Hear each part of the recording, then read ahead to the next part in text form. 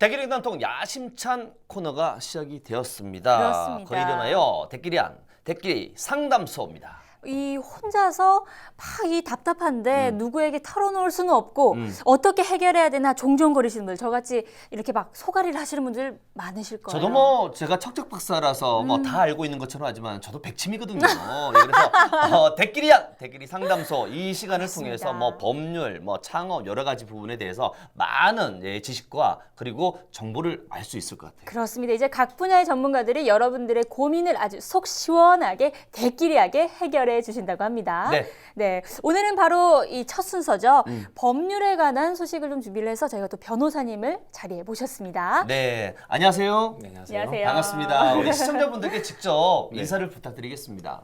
네, 안녕하세요. 대끼리 상담소를 통해서 여러분들의 법률적 고민을 해결해 드리게 될 고정항 변호사라고 합니다. 반갑습니다. 네, 반갑습니다. 반갑습니다. 아니 오늘 첫 출연인데 어떠세요, 변호사님?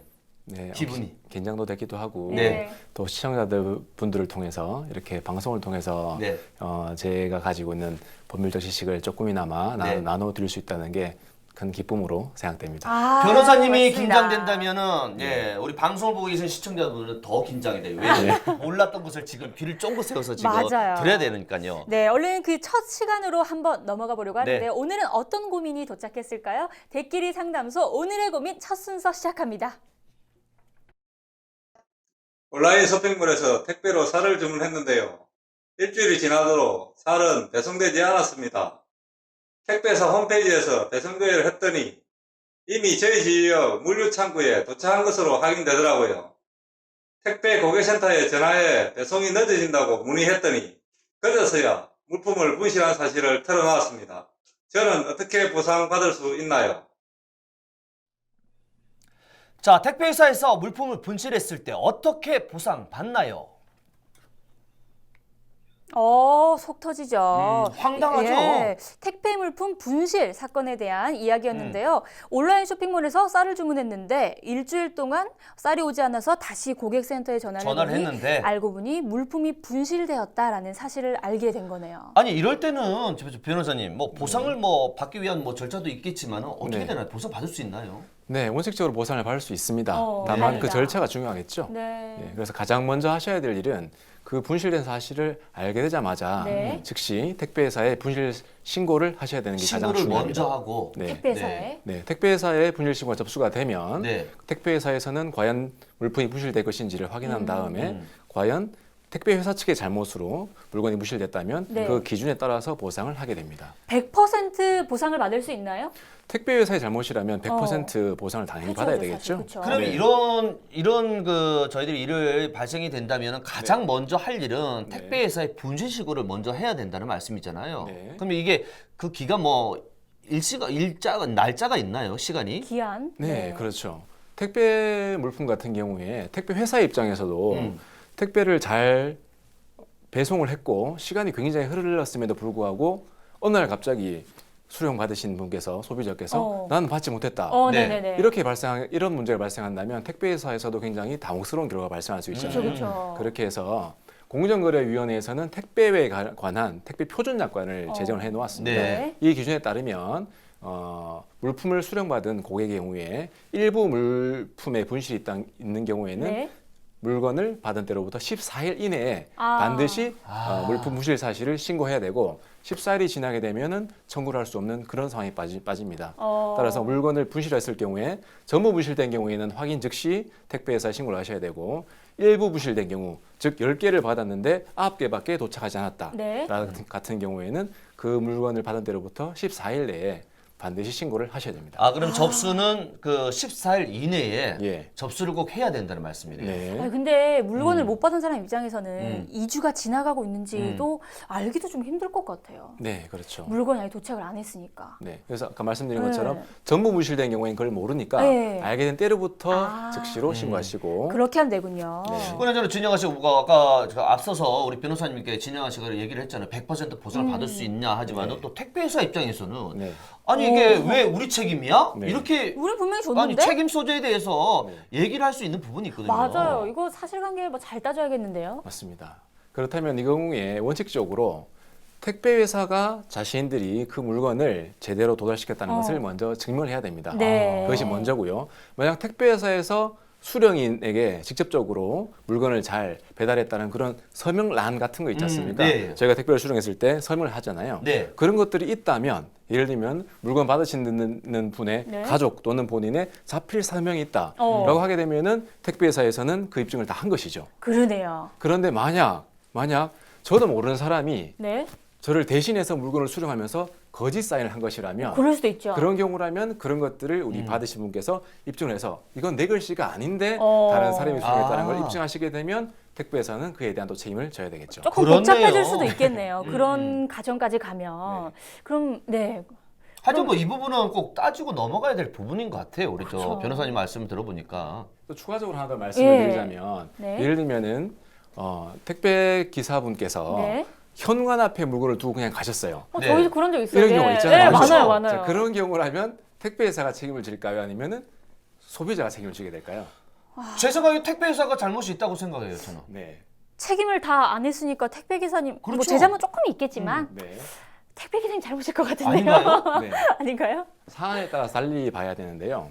자, 만약에 소비자께서 급하게 외출을 하셨고 네네네. 예를 들면 무거운 물건인 같은 경우에 경비실까지 찾기가 귀찮으셔서 그럴 수 있죠. 전화를 하셔가지고 네, 몇 호에 집 앞에 남겨주세요라고 하셨어요. 네네네. 그런 경우에 그 사이에 누가 다른 사람이 뭘 가져갔다라고 하게 되면은 소비자의 책임이 되겠죠. 어. 그렇지만 연락을 하지 않고 무단으로 택배 기사분께서 네. 집 앞에 두고 가셨다면 그때는 택배 회사가 책임을 져야 되겠죠. 아, 요런 거 재밌다. 그리고 저 택배 어. 저희들 받다 보면은 이게 뭐 파손이나 뭐 이렇게 약간 분실될 때도 많거든요. 예. 부분적으로 일부만 분실이 됐을 경우에는 어느 정도로 보상을 받을 수 있는 거죠? 보상의 범위가 어느 정도 되나요, 이게? 네, 원칙적으로 택배를 맡기실 때 네. 그 운송장이라는 게 있잖아요. 네. 거기 이제 그 물건에 가액을 적도록 되어 있습니다. 네, 네. 택배회사에서는 그 가액을 기준으로 해서 운송료를 차등적으로 지급하는 받는 경우도 있거든요. 네. 그래서 가급적이면 우리가 조금 비싼 물건 같은 경우에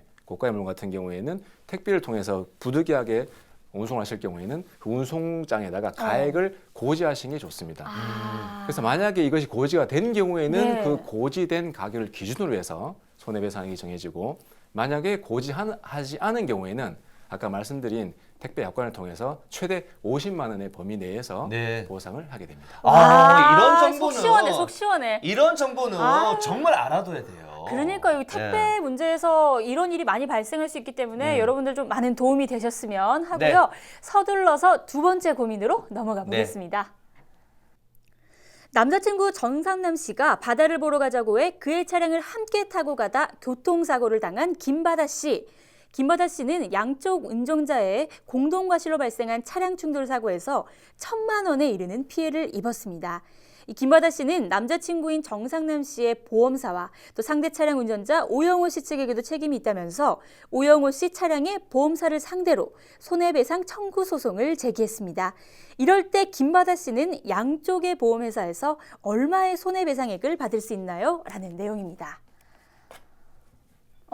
아니 저 김바다 씨는 왜 남자친구가 바다를 보러 가자고 해가지고 같이 가서 이런 또 일을 왜 당했어요? 차에 타고 있어가지고 이런 일이. 아니 그나저나 이게 내용이 저희들이 뭐 가볍게 얘기는 했지만은 이 남자친구 차량의 보험사와 그 상대 차량 보험사 두 군데 다 변호사님 보상을 다 받을 수 있나요? 네네. 네, 지금 김바다 씨 같은 경우에 남자친구 운전자와 상대방 운전자의 과실이 경합돼서 사고가 네. 발생한 것입니다. 이 경우에 민법에서는 이런 것들을 공동 불법 행위라고 이름을 지어서 즉 공동으로 어떠한 불법적인 행위가 이루어졌다는 것이죠. 네. 그래서 이제 공동 불법 행위라 하고 그 공동 불법 행위를 한 사람들에게 연대적으로 손해를 배상하도록 규정하고 있습니다. 즉 김바다 씨께서 이 경우를 통해서 이 사고를 통해서 예를 들면은 1,000만 원 정도의 손해가 네. 발생했다라고 네. 쳤을 때 김바다 씨께서는 운전자인 남자친구가 가입한 보험회사와 상대방 차량 운전자가 가입한 보험회사를 상대로 네. 각각 그 1,000만 원에 대해서 손해배상을 청구할 수 있는데요. 네. 다만 여기서 중요한 것은 그 1,000만 원을 중복적으로 청구할 수 있는 것은 아니고 두 배로 받을 수는 없군요. 그렇죠. 네. 그것은 이유 없이 또 과다한 손해배상을 하는 거기 때문에 네. 이것도 법적으로 맞지 네. 않으니까요. 네. 그래서 이제 A 보험회사 또는 B 보험회사 어디라도 청구할 수 있지만 네. 그 범위는 본인이 당한 사고의 한도, 아. 1,000만 원이라면 그 1,000만 원 한도 내에서 청구하실 수가 있습니다. 이 남자친구 아. 그 전상남 씨 그 보험사가 있지 않습니까? 네. 예, 얼마나 보상을 받을 수 있나요? 네, 그 김바다 씨께서 입은 손해가 1,000만 원이라는 경우를 가정했을 경우에는 네. 원칙적으로 1,000만 원을 당연하게 다 청구할 수 있습니다. 다만 이 어. 경우 문제되는 것이 호의 동승이라는 문제인데요. 호의 동승. 네, 호의적으로 특별한 조건 없이 남자친구의 차량에 탑승했을 경우에 네. 그때 과연 호의 동승자의 책임을 일부 제한할 수 있을 것이냐라는 게 문제되는데요. 네. 원칙적으로는 그러한 책임 제한은 인정되지 않습니다. 다만 김바다 씨께서 남자친구가 술에 취한 상태이거나 무면허 네. 운전인 경우와 네. 같이 어쩔 수 없이 운전을 할 수 없는 상태임에도 불구하고 네. 운전을 강압적으로 강요한 경우 등에 있어서는 김바다 씨에게 일부 책임이 제한될 수가 있습니다. 아. 네, 그렇군요. 네. 아니 그러면 이 상대 차량의 보험사로부터 저 보상을 받는다 하더라도 네. 얼마나 보상을 받을 수 있나요, 네. 변호사님? 이 경우에 문제되는 것이 호의 동승이라는 문제인데요. 네. 이 호의 동승 같은 경우에는 호의적으로 동승했다. 즉 우리가 일반적으로 어디를 이동할 때 특별하게 돈을 지급하는 것이 아니라 네. 당사자와의 관계에 있어서 차량에 탑승하는 경우를 호의 동승이라고 하는데요. 네. 이 경우에 있어서 호의 동승자에게 일부의 책임이 제한되는 경우가 있습니다.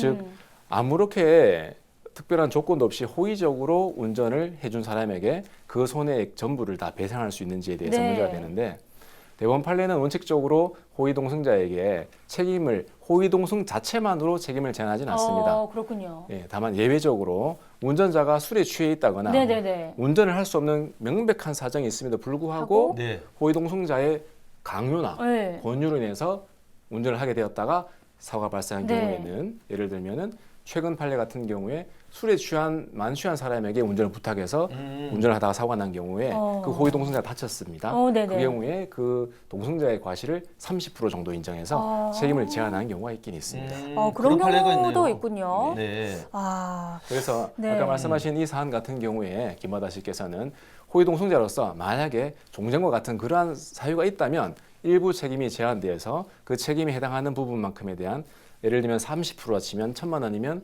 700만 원이 되겠죠, 그죠? 그 부분을 청구할 수가 있고 그렇지 않고 단순한 호의동승자라면 그 1,000만 원의 손해를 다 청구할 수 있겠습니다. 알겠습니다. 아유, 뭐 속 시원하게 그냥 오. 예, 풀어주시네요. 또 어려웠던 법률적 문제인데 저희가 아주 친절한 설명을 통해서 저희가 재미있게 들었네요. 네, 대길 상담소 우리 고정황 네. 변호사와 함께했던 시간인데 앞으로 우리 고정황 변호사 예 저희 대길 경남도 고정이 될 것 같아요. 예. 자 앞으로 뭐 법률이라든지 네. 뭐 창업 여러 가지 그 법률적 부분에 대해서 속 시원히 여러분들에게 풀어드릴 테니까요 함께하시는 시간 여러분들 많은 예 열청을 좀 부탁을 드리도록 하겠습니다. 네, 자 오늘 첫 순서였는데요. 고생해주신 우리 변호사님께 마지막 고래도 감사 인사를 인사를 드려야죠. 드리겠습니다. 어떠셨어요? 네, 상담소를 통해서 시청자 여러분들께 법률 고민을 해결해 드릴 수 있어서 감사한 시간이 되었고 앞으로도 고민 해결과 더불어 또 재미있는 사례나 법률 정보를 많이 제공해 드릴 수 있도록 하겠습니다. 알겠습니다. 기대 많이 고맙습니다. 하겠습니다.